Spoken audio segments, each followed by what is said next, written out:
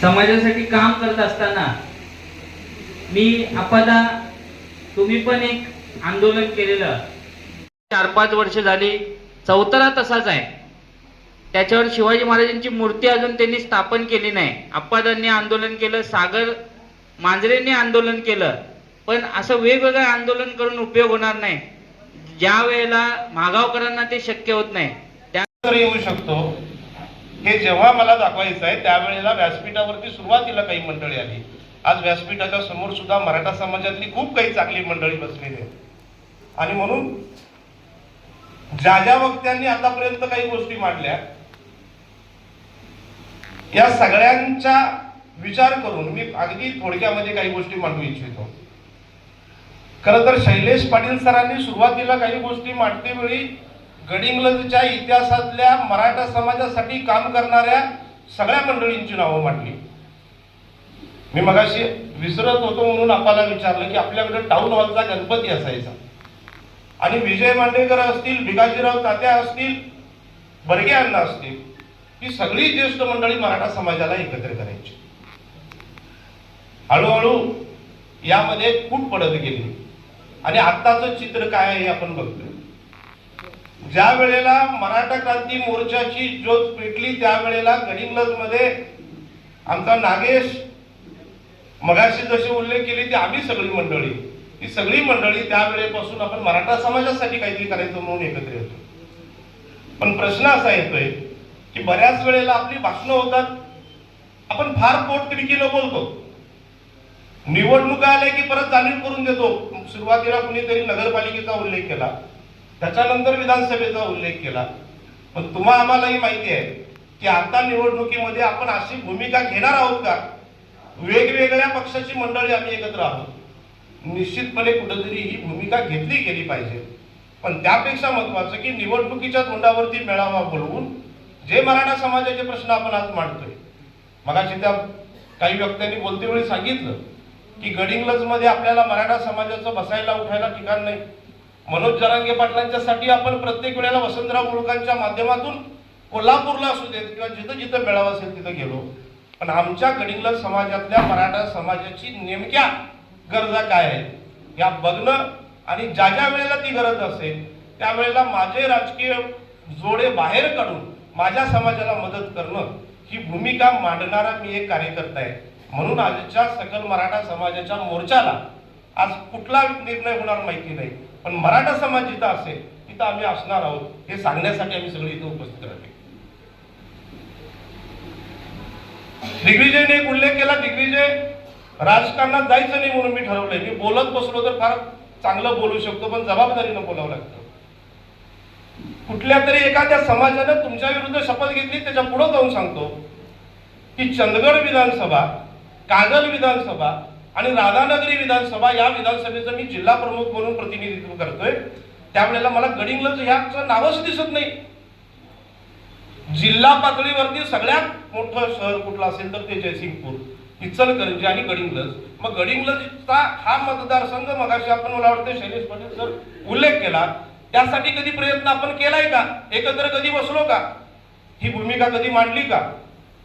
आज चंदगड केवढा आहे, कागल केवढा आहे, राधानगरी केवढा आहे आणि गडिंग्लजचं अस्तित्व या समाजामध्ये, या शहरामध्ये दोन मोठे समाज राहतात.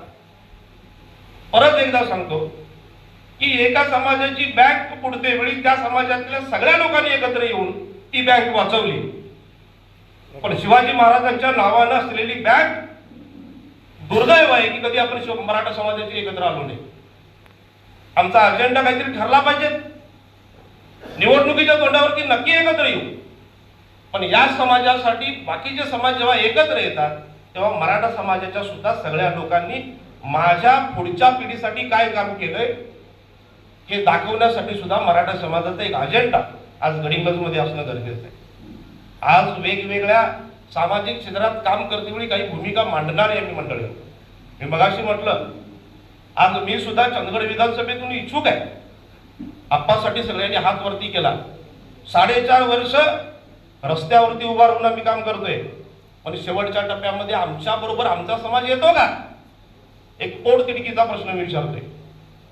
आणि म्हणून निश्चितपणे आज ज्या वेळेला या भूमिका आपण मांडतो त्यावेळेला आपल्या समाजासाठी काम करणारी मंडळी कोण आहे हे जसं बघणं आवश्यक आहे तसे आपले प्रश्न सुद्धा आपण व्यवस्थित मांडणं गरजेचं आहे. मगाशी एका भगिनींनी उल्लेख केला, खरं तर या गडिंग्लज मधली संस्कृती बिघडवायचं काम इथल्या प्रशासनानं केले. याच्यातले बरेचसे प्रश्न आमचे पत्रकार मंडळी मांडतात, पण त्यावेळेला आपण सगळे एकजूट होऊन माझ्या समाजातील एखादा प्रश्न असेल, माझा एखादा उद्योजक उभारणार असेल, पाहुणा म्हणून बोलत नाही पण पाठीमागे आमचा काशीनाथ बसलाय, एखाद्या समाजातल्या माणसाने चांगला उद्योग उभा केला की त्याच्याबद्दल वाईट चर्चा कशी करता येईल हे आपण काम करत असू. आम्ही सुद्धा पोळलोय त्यावेळेला आमच्या समाजाची किती माणसं सोबत उभारली असे प्रश्न जर काय पाहिले तर आमचा समाज पुढे येऊ शकणार नाही. आणि म्हणून आंदोलनाचा विषय असू देत, कोर्टाचा विषय असू देत, आरक्षणाचा विषय असू देत, नोकऱ्यांचा विषय असू देत, हे सगळे केंद्र पातळीचे, राज्य पातळीचे, जिल्हा पातळीचे विषय. मी ज्या शहरामध्ये राहतोय तिथं समाज एकसंध राहायचा असेल तर माझ्या भूमिका स्पष्ट असणं आवश्यक आहे. माझ्या पक्षामधला नव्हे तर माझ्या समाजातला कुठल्याही माणसाला जर काही टाचणी लागली तर मला कळाली पाहिजे. ऍडमिशनचा विषय असू देत, आरोग्याचा विषय असू देत, नोकरीचा विषय असू देत किंवा उद्योगधंद्याचा विषय असू देत, माझ्या समाजातल्या माणसाला कसं प्रोत्साहन मिळेल ही भूमिका आपण कुठेतरी मांडणार आहोत का? माझा एक सोपा प्रश्न आहे, याचा विचार करावा. एवढं बोलतो आणि थांबतो. सगळ्यांना दिवाळीच्या शुभेच्छा देतो आणि थांबतो. धन्यवाद. शिक्षण द्यायला लागल आणि शिक्षण देत असताना माझ्या अगोदर बोलणाऱ्यांनी किंवा सागर पासून सगळ्यांचं मी कौतुक करतो की ज्या अण्णासाहेब पाटलांचं नाव घेतलं तो माणूस काय म्हणून जन्माला आला, तो माणूस समाज म्हणून जन्माला आला. ज्या जरांगे पाटलांचं नाव घ्यावं लागल तो माणूस काय म्हणून जन्माला आला तर समाज म्हणून जन्माला आला. त्याने मागितलं असतं तर नक्की काहीतरी भरपूर त्यांना दिलं असतं. त्यांची बायका पोरं 7 पिढीला सुखात गेली असती, एवढं कोणतरी दिलं असतं.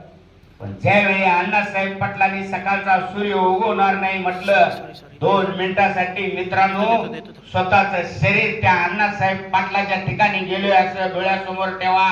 तुमची बायको डोळ्यासमोर आणा, तुमची पोरं डोळ्यासमोर आणा.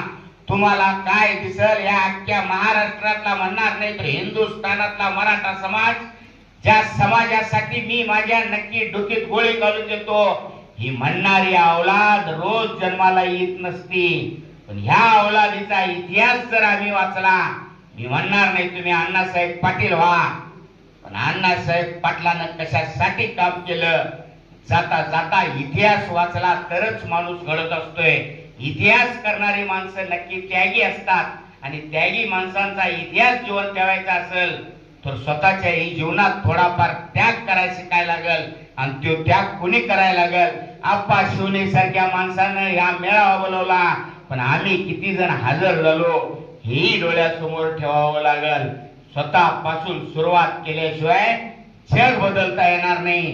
मी ठरवलं पाहिजे, माझ्यापासून सुरुवात करतो. मी आज एक सांगेन, जरांगे पाटील साहेबासारखा माणूस, ज्या माणसाला आम्ही कोल्हापूरला शिंदे सर असतील सगळेजणच आम्ही गेलेलो होतो, त्या दिवशी जाऊन बघितलं.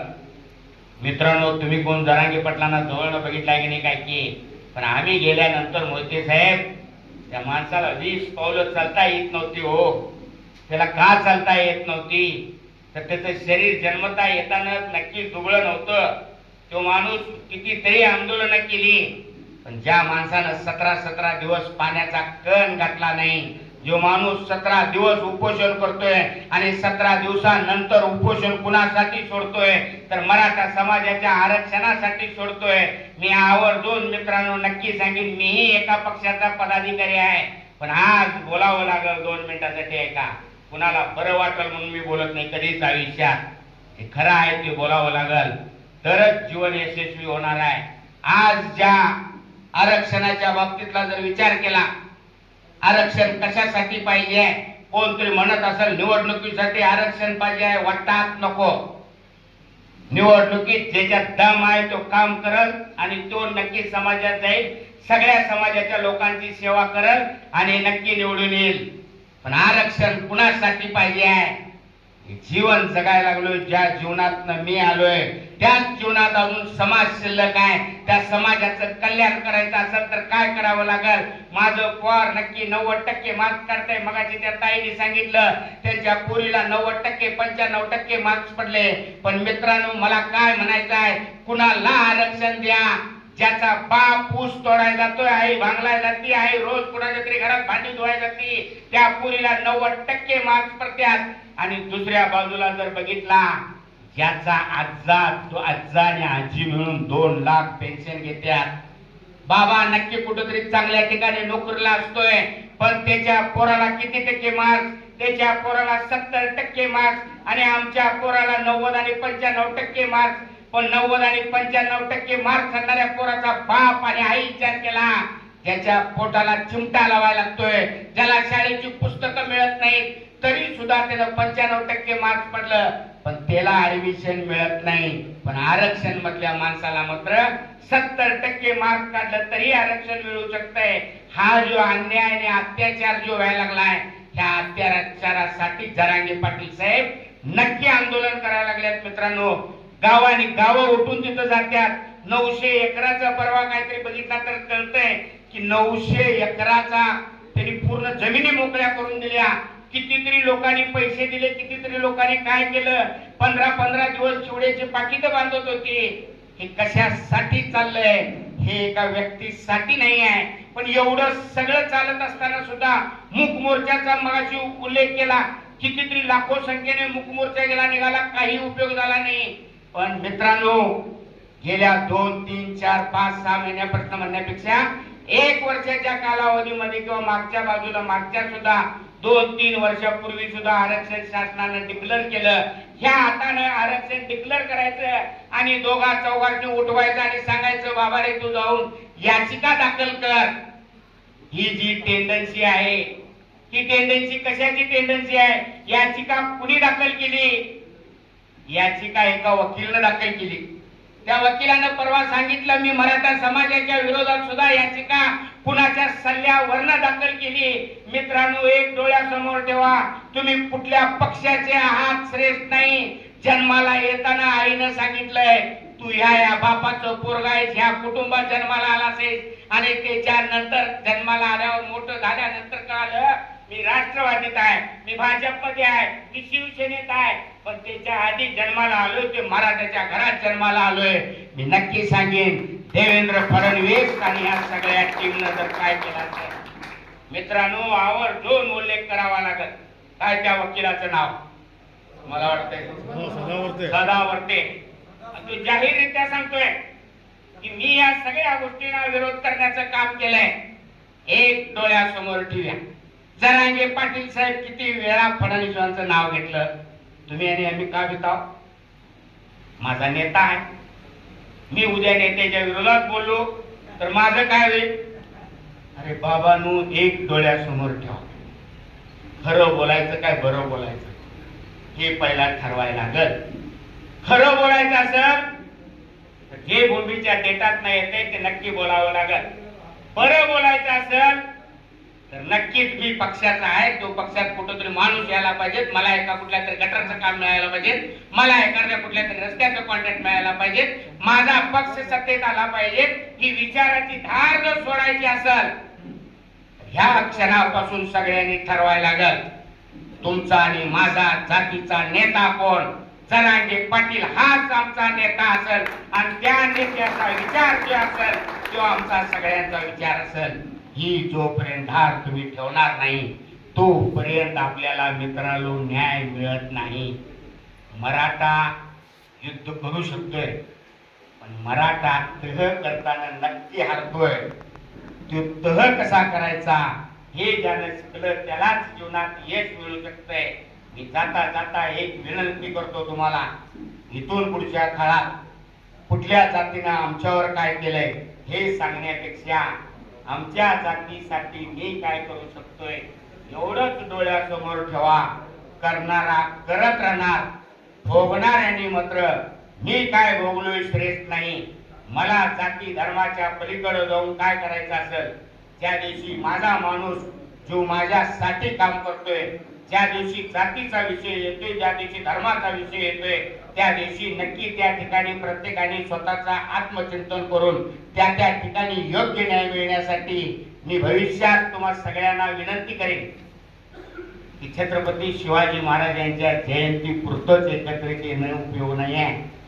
सर, तुम्ही मगाशी एक उल्लेख केला की मराठा समाजाच्या जागेची तरी सर काय आता आम्ही लई प्रयत्न केलेत. काय तुम्ही म्हटल्यासारखं ते खरं आहे असं नाही, पण ती अजूनही काय करता येते काय, त्या पद्धतीचे प्रयत्न आधी चाललेले आहेत. भविष्यात सुद्धा त्या पद्धतीचा प्रयत्न करूया. ही एकी नसल्यामुळेच त्या बँकेचं वाटोळ झालंय. बँक वाटोळ होण्याच्या परिस्थितीत नव्हती मित्रांनो. जाता जाता सगळ्यांनी 5-5 रुपये दिला असता सगळ्या गडिंग्लज तालुक्यातल्या मराठ्यांनी, तर ती शिवाजी बँक जगली असते. पण 5 रुपये गोळा करणारा नेताच कोण नाही, म्हणून 5 रुपये देणारे लोक एकत्रित आले नाही. हे भविष्यासाठी सुधरून जगणं ही काळाची गरज असेल. मला वाटते आमची तिथं कुठेतरी जागा खायची आहे आपल्याला. मी मागं सुद्धा बोललेलो होतो 2 मिनिटासाठी ऐका म्हणून सांगालोय. बरं बोलायचं काय खरं बोलायचं. मराठा समाजाची जागा कुणाच्या तरी 1, 2, 3, 4 माणसांच्याकडे कुणाकडे तरी काहीतरी आहे. ती जागा कुणाच्या बापाच्या मालकीची नाही आहे, ती समाजाची आहे. आणि ती समाजाची जागा समाजाला मिळवण्यासाठी सगळ्यांनी एकत्रित येणं ही काळाची गरज असेल. सर, पोलीस सर, पवार साहेब, तुम्हाला त्या गोष्टीचं सगळ्या नक्की ज्ञान आहे म्हणून चालणार नाही.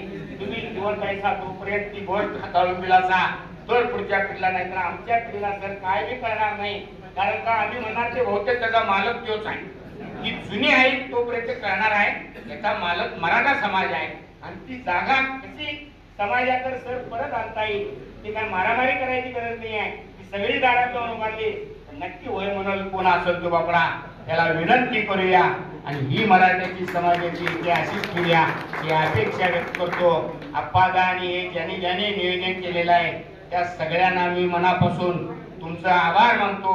आभार मानून एवढ्यासाठी म्हणतो की तुम्ही ही तुमच्या जीवनातली वेळ देऊन सगळेजण पुढचे प्रयत्न करायला असेच प्रयत्न करत चला. तुम्ही ज्यावेळी हाक माराल त्यावेळी आम्ही तुमच्या बरोबर आहे एवढंच सांगतो आणि माझं लांबलेलं भाषण संपवतो.